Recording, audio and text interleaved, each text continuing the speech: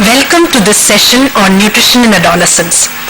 This is really a very interesting topic, and joining me in discussing this topic is Dr. Diksha Kapoor, my colleague.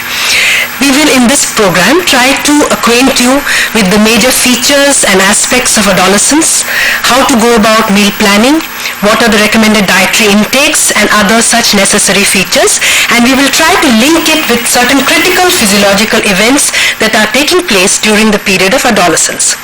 So let me begin now by telling you about what are the important features of adolescence. If we come to the first visual, what we are going to try and tell you is about particularly the aspect of growth in adolescence. We know that we have encountered a period of growth spurt or a period of rapid growth in infancy. The rate of growth is second only to infancy as far as adolescence is concerned. And we know that this is a very rapid rate of growth and it becomes a period of physiological stress. So let us have the first visual and let me take you through some of these major points. First, the individual between 13 and 18 years of age is what we refer to as an adolescent. The period of adolescence heralds major physical, mental and emotional changes. Now, what do we mean by this? There is a rapid rate of growth that of course we are understanding, but in addition to that we are talking about mental and emotional changes. Mental changes in the sense that gradually during this period the person is approaching a state of adulthood in terms of the responses to the environment, responses to other people, responses to their own self-image. The next one is basically in terms of the rate of growth in adolescence, which we have already mentioned is second only to infancy. There is substantial growth and development of many specific body systems such as the skeletal system and the muscular system. Now, of course, if we talk about the skeletal system and the muscular system, this is part of what we see in terms of an increase in height, an increase in weight. So these are some of the predominant kind of changes that we can observe even very casually in the adolescent phase, both in the case of girls and in the case of boys. So of course the first thing that we notice is in terms of the skeletal system, that means in terms of the height, in terms of the weight. We see changes in body composition also, as we will be explaining a little later in this session. Now if we move on to the next visual, we are talking about some of the body organs now. The heart, lungs, stomach and kidneys attain their final adult size and level of functioning during the adolescent growth spurt. There is also a great increase in blood volume. This is necessary for the improvement in the functional capacity of the respiratory, digestive and circulatory systems. And very important, as the period of adolescence draws to a close, all organs and body systems reach their maximum possible level of maturity and development. So let me just explain some of these features once again for you, and we are going to relate it very shortly to the appearance of sex characteristics. But before that, how are these related to the appearance of the sex hormones? We know that in the case of the male, these are called androgens, and in the case of the female, these are called estrogens.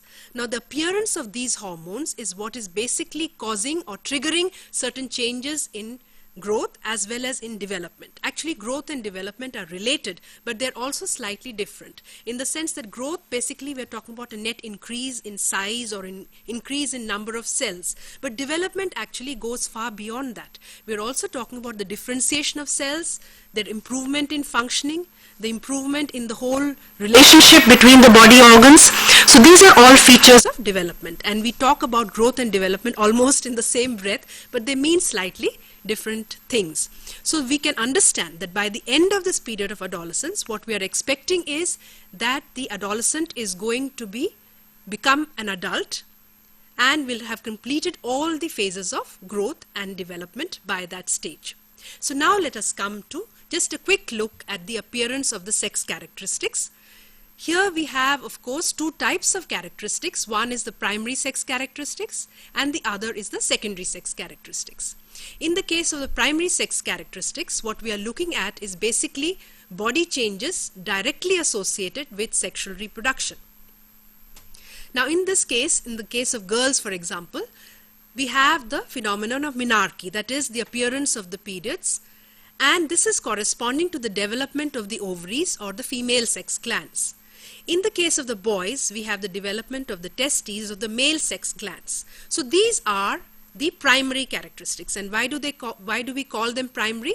Because we are relating them to sexual reproduction, the characteristics that are associated with sexual reproduction. The second set of characteristics or sex characteristics is the secondary sex characteristics, and these also we will follow in the next visual. Here, of course, these changes are not related to reproduction directly, but they are associated with the period of adolescence, and we have certain sets of changes. If we have the next visual, we will be able to list some of these types of changes. For example, in the case of girls, we have changes like breast enlargement, body hair, change in shape and size of hips.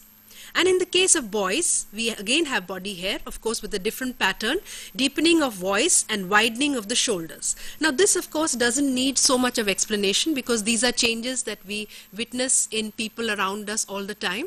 So we are familiar with these type of changes, and we are also associating them with the kind of differentiation and change in the type of organs that also occurs at this time. Now let us also talk about what are the kind of effects that the sex hormones have, what are the range of effects that the sex hormones have. One of the primary effects, as you have seen, is in terms of making the person mature sexually and capable of reproduction. That is one set of changes, and this is of course the most obvious. The moment we're talking about sex hormones, we are linking them to these type of changes, but they are far more profound than that. In fact, it is something like if we were to press a switch or trigger a particular action, these hormones act like that. The moment they are triggered in the body, there is a range of different types of effects that can take place. So if we go to the next visual, it is going to take you through some of these changes. There are changes in body structure, body composition, rate of growth, and of course in the sex organs, as we talked about a little while back. Now let me just explain to you some of these terms, because they may look very similar, but they have actually different meanings. For example, body structure. Now here we are talking about the appearance of certain types of cells, the maturation of certain types of cells, their increase in size, their change in the interplay between different types of cells. For example, sex organs don't become active before this particular period. So now you have the appearance of new types of cells with different types of functions, or rather the maturation of some of these cells which may already be existing.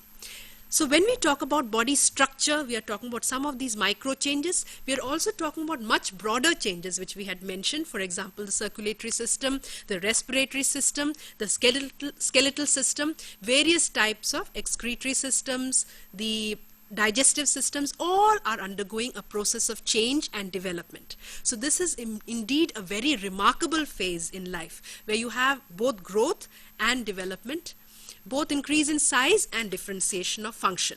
So you have a lot of kind of important and profound changes, and it's almost like a miracle, this growing from a child to an adult during this phase. And you can compare even the extent of growth from the point of view of this growth spurt, that the boy, which was only around 32 kgs at the age of 10, becomes something like 59 kgs by the time the boy reaches 18 years of age. So you can appreciate the kind of changes that are happening. So in terms of body structure, that is one point. The other point is body composition. This is also a very interesting factor, because you are having an increase in muscle mass, predominantly in the case of boys. This is one type of change in body composition. The girls are also adding muscle, and in fact their growth spurt occurs faster and finishes earlier. In fact, by the time they start menarche at 12 to 14 years of age, the major growth spurt is over.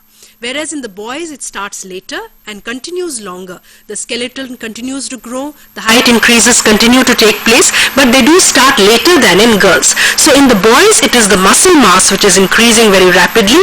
In the case of the girls, there is deposition of fat in certain parts of the body, for example in the abdomen, in the hips, and then you attain the final body structure of the adult. So these are some of the major kind of changes which take place in adolescence, and which have a profound impact on the recommended dietary intakes and on the significance of this particular period. And taking you through this and the importance for meal planning is Dr. Diksha. Thank you, Anu.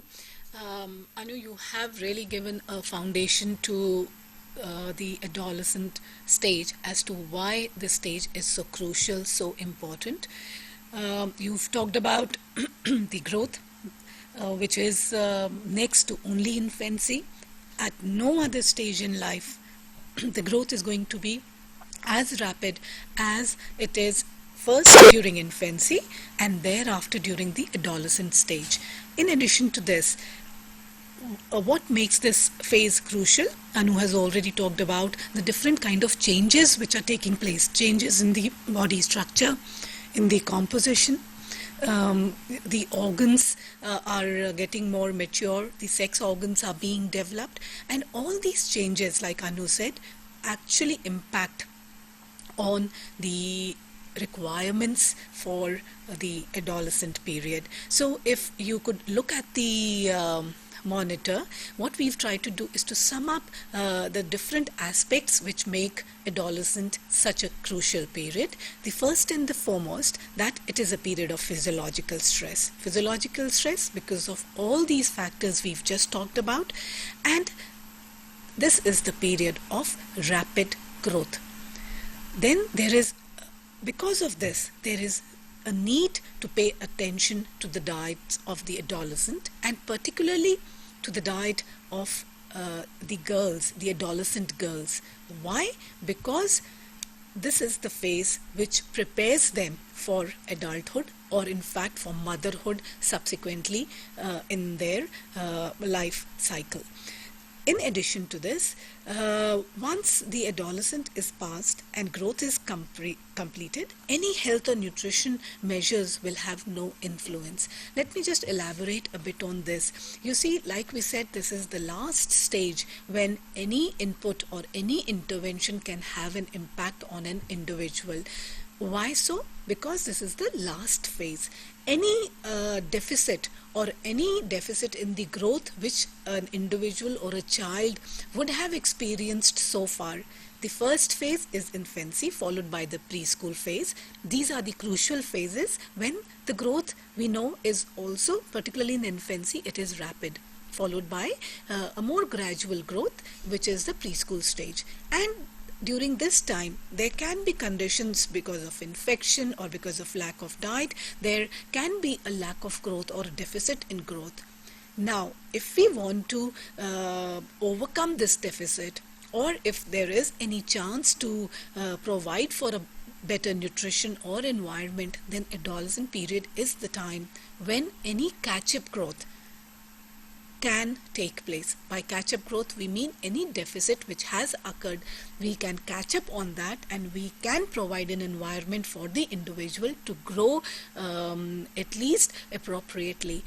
Because if at this stage the right environment has not been provided, then the child or the adolescent will continue to be a small-statured individual, non-productive in terms of as they reach the adult phase. Therefore, considering all these aspects, adolescent is a period of great significance, or it is crucial, both for the boys and the girls, particularly so for the girls. Like we said, that this is the time when we have to prepare them. The body has to be prepared for the upcoming motherhood, which most of them during adulthood will go through this whole life cycle of pregnancy, lactation, and thereafter.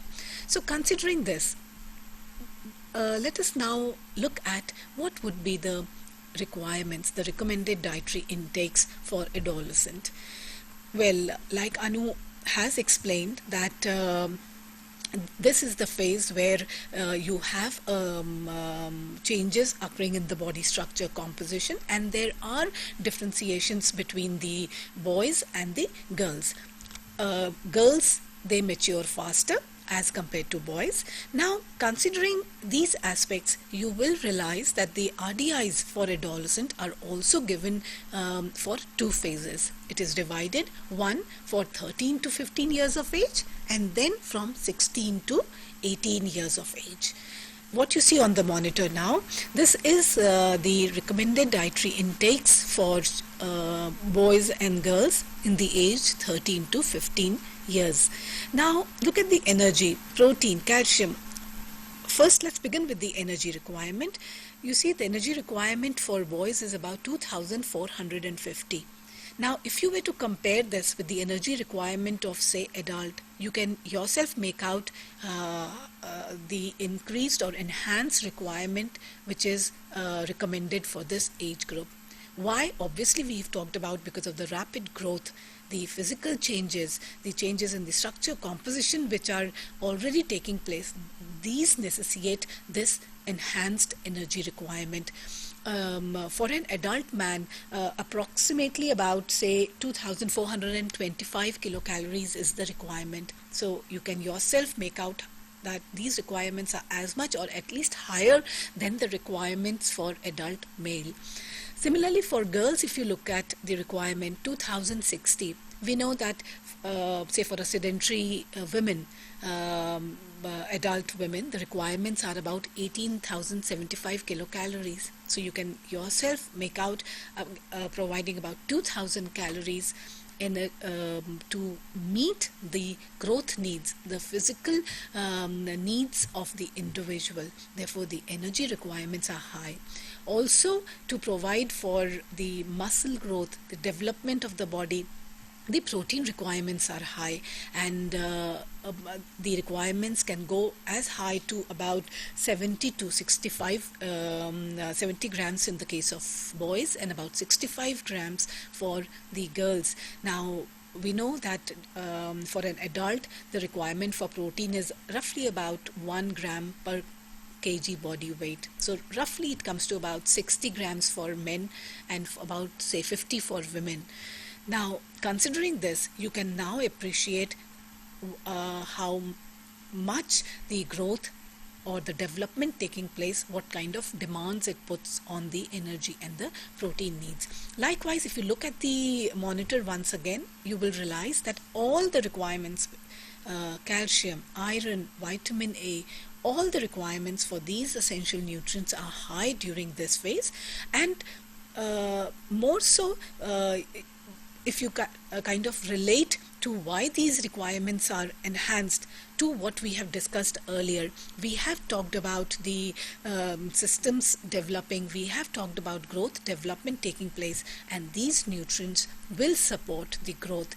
We've talked about the blood volume increasing, and once the blood volume increases, naturally the iron requirement will go up to provide for the development of hemoglobin, which is carries oxygen to the body parts. So iron requirements grow up.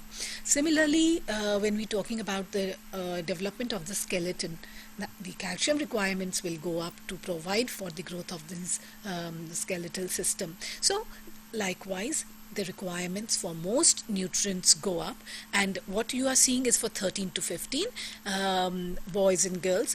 Now what you see are the requirements for thiamine, riboflavin, niacin. These, are linked with the energy requirement. So as the energy requirement increases, the requirement for these vitamin B group vitamins will also grow up, and vitamin C, folic acid, vitamin B12, particularly folic acid, vitamin B12, along with iron requirements are enhanced for the children in the 13 to 15 age group. Now, next, what I'm going to show you are the energy requirements for 16 to 18 years. Now, just look at the energy requirements, particularly for the boys, from about 2,400. Once the boys reach 16 to 18 years, the requirements go even further. Why? Because, like we have already informed you earlier, that for the boys the growth spurt is a little delayed as compared to the girls. So the girls may finish their growth spurt by about, say, 13 to 14 years maximum, but for the boys it starts then and perhaps goes up to 18 years or so. Therefore, by that age or by that time, the requirements also are as high. And even the requirement for iron, not only for girls but even for boys, is high. And if you look at the monitor, you can see the iron requirements are as high as 50 milligrams for boys. Now, iron is required for having efficient productivity, for doing the physical activities. Therefore, iron requirement is important for both boys and girls, which we need to emphasize. Now, looking at these requirements, which we have just talked about, let us now try to plan diets for adolescent, because that is the most important aspect, considering the requirements which are so high. Now, how can we meet these enhanced requirement for the adolescent? Well, you remember the 7 steps which are involved in planning balanced diets? Well, what we will do, we will take up each step one by one and take you through this whole process of planning balanced diets. Now, if you would look at the monitor, we have now taken up the first step in planning balanced diets. If you recall, the first step involves who are we planning for, which means we need to decide the individual, the characteristics of that individual.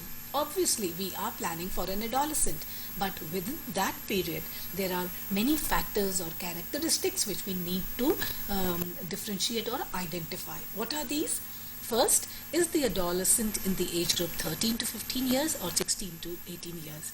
Now, this distinction is the most important because, as you have seen, that the requirements are different for the 13 to 15 age group and the 16 to 18 age group. So, if the child, we need to know that whether it is the early phase of adolescent or the later phase of adolescent. Along with this, we need to know the gender, whether it is a boy or a girl. We have seen that the development, the growth patterns differ for girls than from boys, and accordingly the nutrient requirements differ. Therefore, we need to identify who we are planning, whether it's an adolescent girl or an adolescent boy.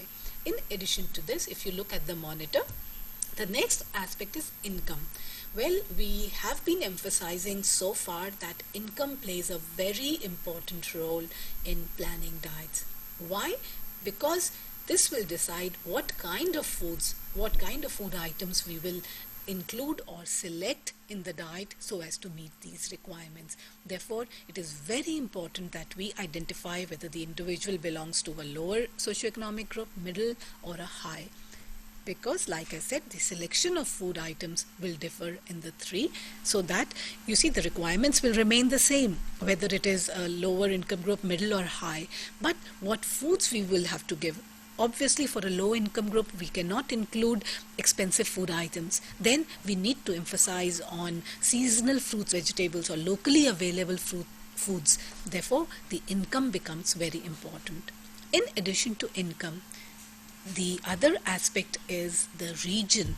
If you see, which says where does the person stay, the region the individual belongs to, north, south, east, west. This information will help us decide on the kind of dishes, meals, or the food items we are going to include in the diet. We can't be planning or advocating certain foods to an individual which they are not used to. To give you a simple example, we know that the staple food in the north is wheat, whereas in the south it is rice. Now, if we are planning diets, we will need to have this information, and accordingly we will be able to plan or include that particular food in the diet of the individual. In addition to the region, the religious and the cultural aspects also need to be kept in mind, whether the child is a vegetarian, non-vegetarian, what are the religious beliefs. For example, will the individual or is the individual eating pork or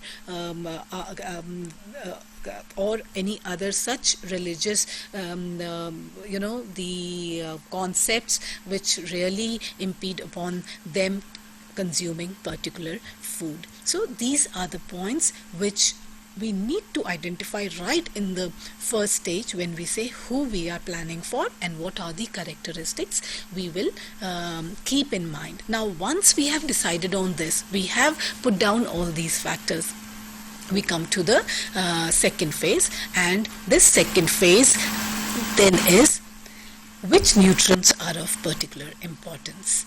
As you can look on the monitor, once we have decided that, okay, we are planning a diet, say for a 13 to 15-year-old girl, so now which nutrients are of particular importance? Well, what you see now, these are the nutrients which are of importance particularly for all adolescent, whether a boy or a girl.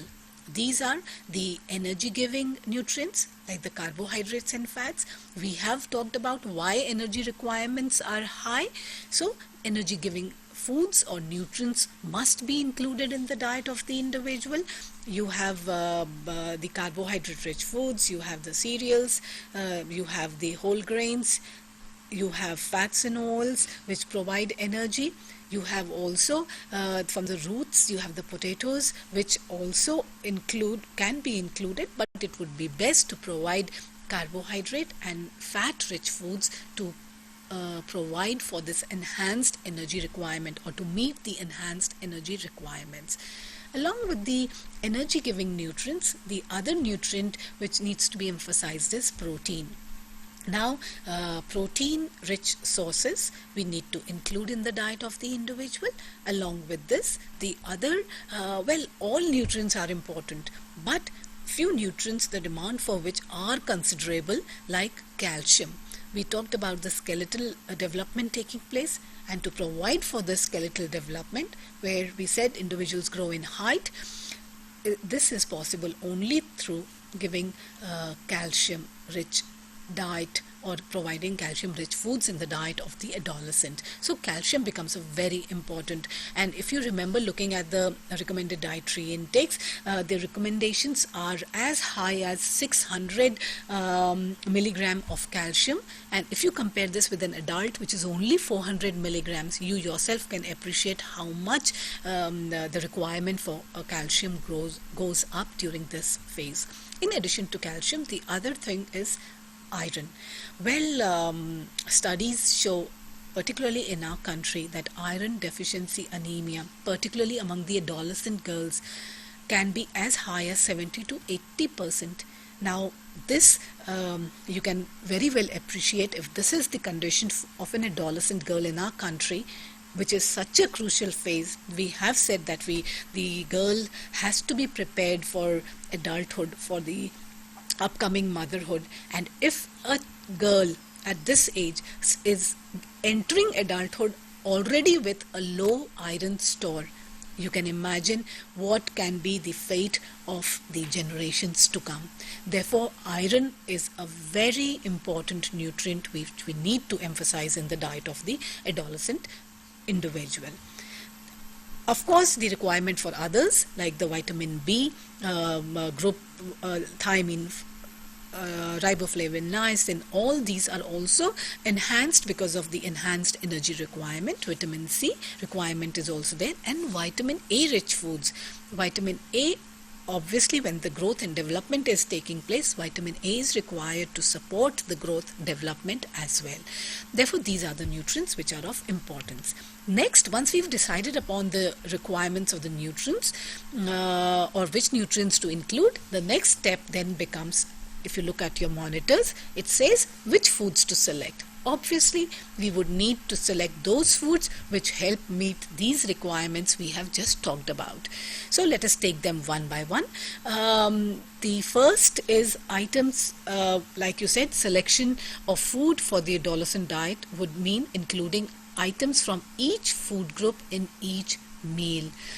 Now, we are talking about energy-rich foods, we are talking about protein-rich foods. Therefore, it is important to include at least one food item from each of these food groups. We know that there are Basically, we divide our foods into 3 food groups. We have the energy giving foods, we have the bodybuilding foods, and we have the protective foods. The energy giving foods, of course, will be the food sources which are rich in carbohydrates and fats, like cereals. We've talked about fat, oil, butter, ghee. All these things are from the energy giving. So we must include at least one food item from this food group in the diet of the adolescent.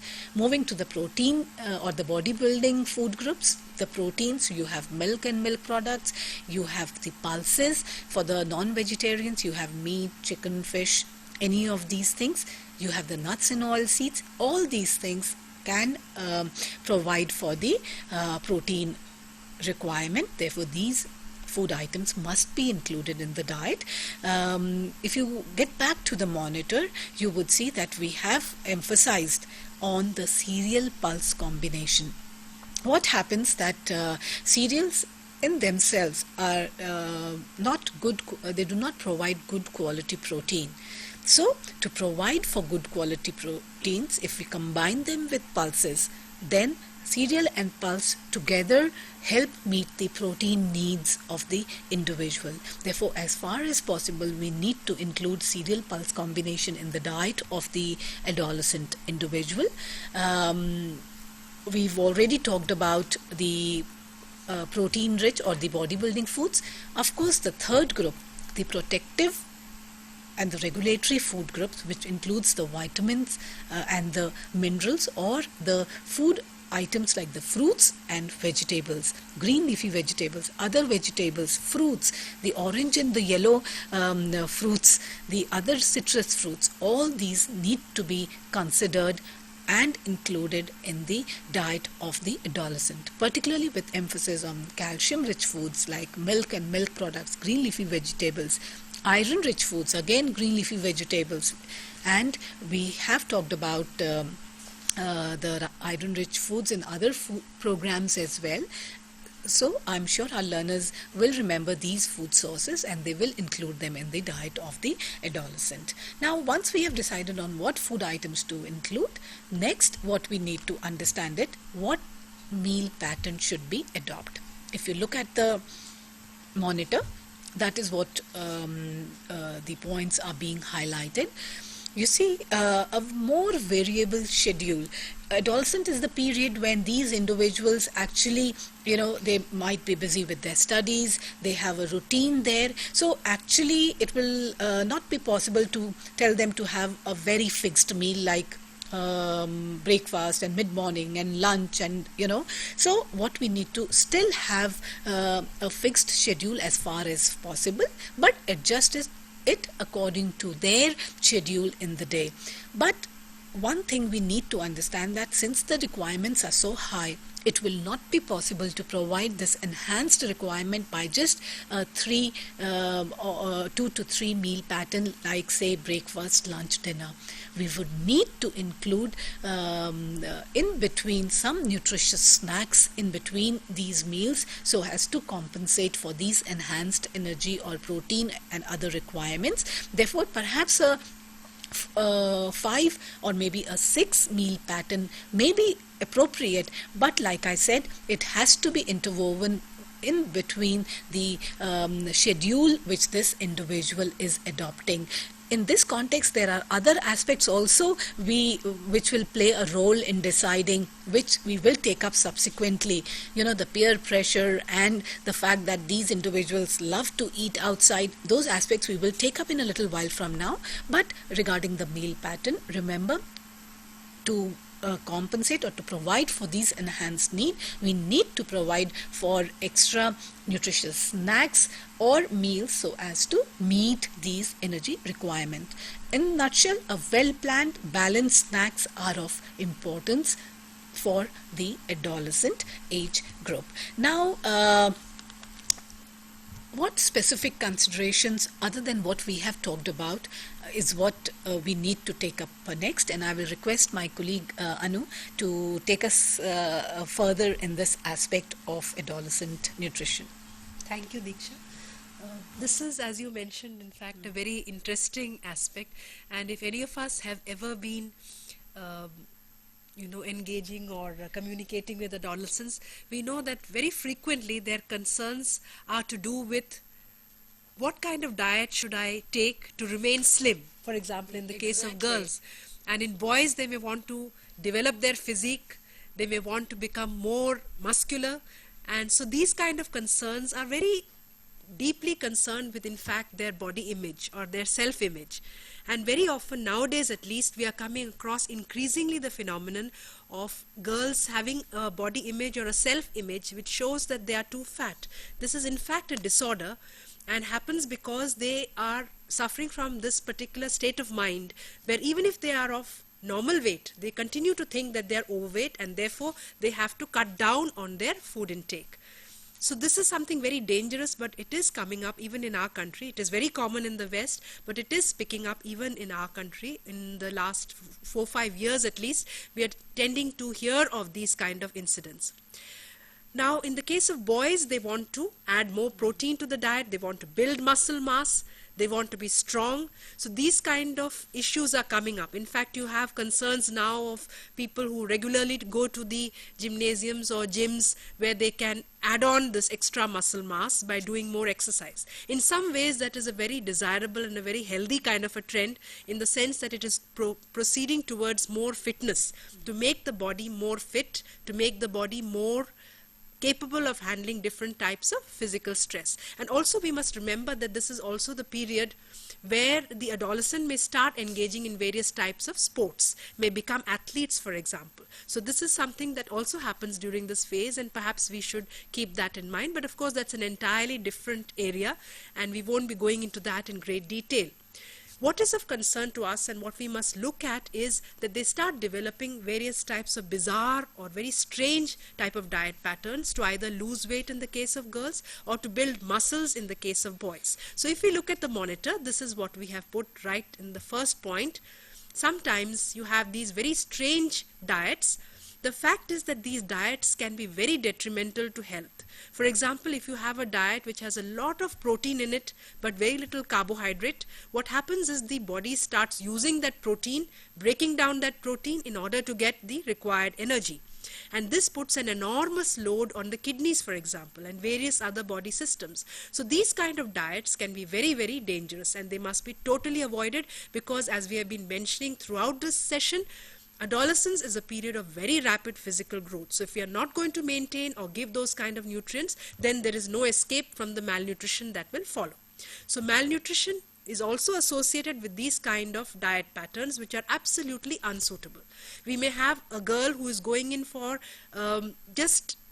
eliminating, say, water, because water she associates with weight and fluid retention, and she completely tries to avoid water intake. So that can be extremely bad for the body. As we all know, our bodies are in fact composed of almost 65 to 70% water, and that can be absolutely fatal. In fact, we have certain celebrities and stars who have died of consuming some of these terrible type of diets. So we won't really recommend any other diet except a normal diet with some sort of modification. And what kind of modification is that? Let us look at the second point that we have given on the visual. If we look at the monitor now, the second point that we are really talking about is in terms of limiting carbohydrate rich and fat rich foods. Why do we do that? Why do we restrict these type of foods?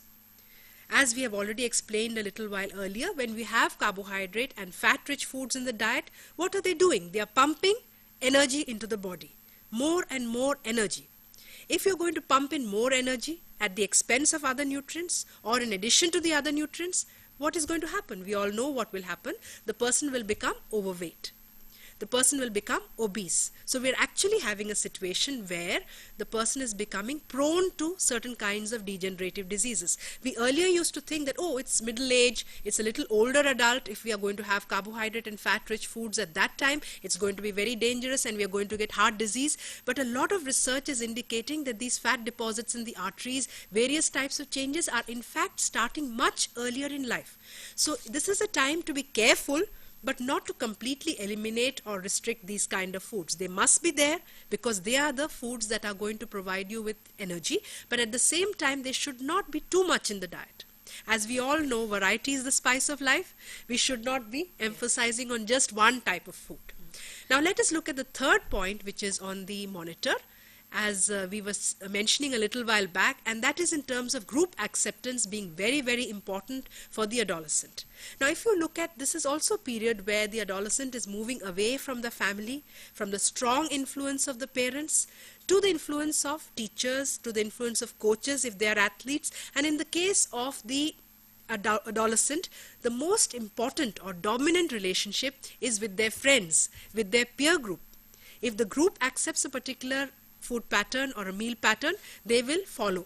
So it is something that is very, very interesting and can be healthy, but very often it can be unhealthy as well.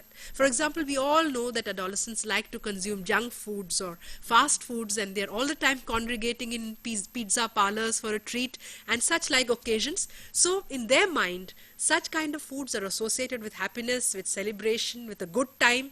You have a Coke bottle, a soft drink bottle, and you have these kind of foods, and you think that this is a very ideal type of meal pattern. No doubt these foods are very tasty, but we have to also think of educating them how they can improve on some of these foods, how they can improve on their diet patterns. If they have it something like once a week, oh, that's fine. But if they are going to have it on a regular basis, what happens is that these foods tend to be energy rich. They are rich in carbohydrate, especially refined carbohydrate.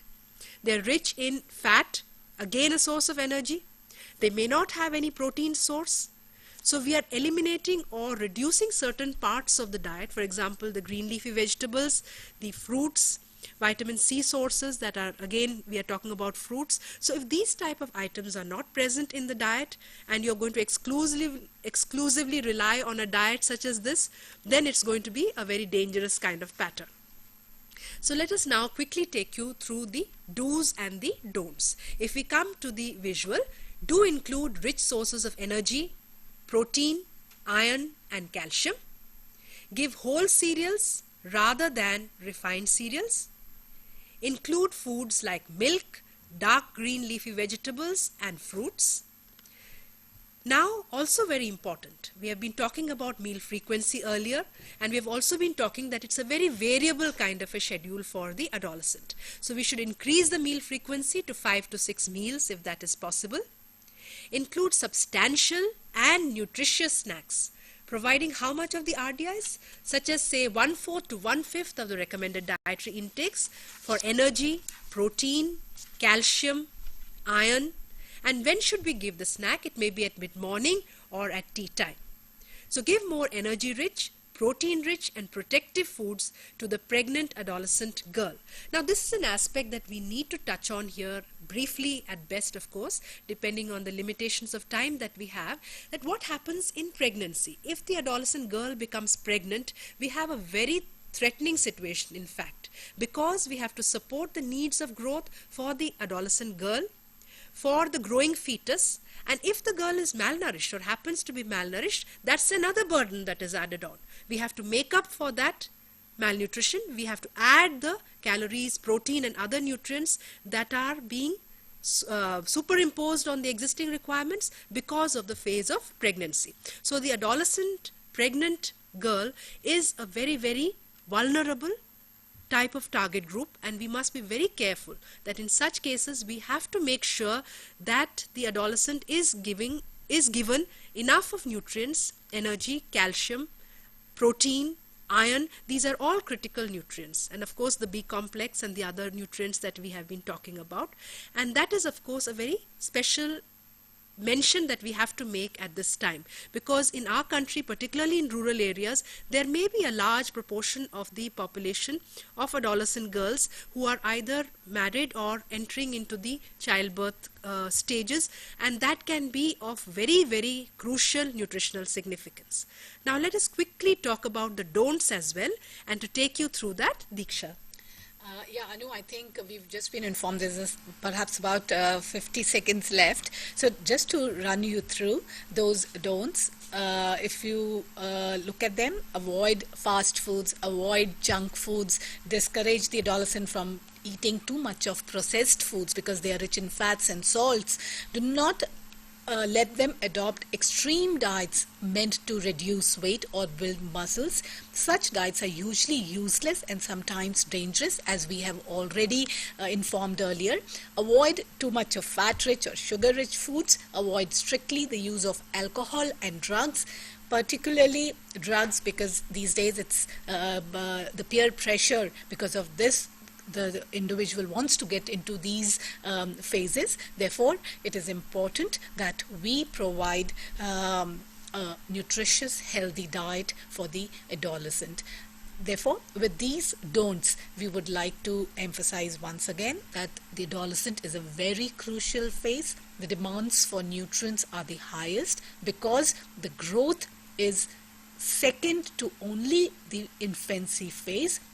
After this, the adulthood phase begins when the growth is completed. So if the individual has missed out on growth, the individual will remain undernourished, small stature, stunted.